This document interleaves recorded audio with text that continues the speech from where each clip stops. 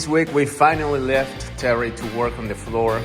He did an amazing job sanding the whole house, staining it and giving it a first coat.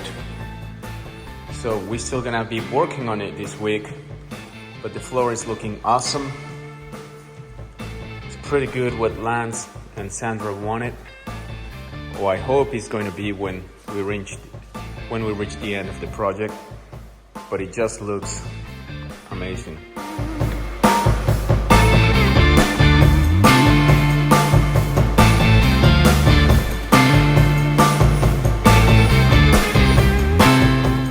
Next week we're going to continue working on the floor, finishing a few plumbing, electrical and AC details. We're going to have to replace that board that was mistakenly worked on, and we're going to be putting all the lights under the cabinets, the lights on the laundry area and the lights on the closet. The doors for the closet are being shipped, so we hope to receive them in the next days. Thank you for watching, and we'll see us next week.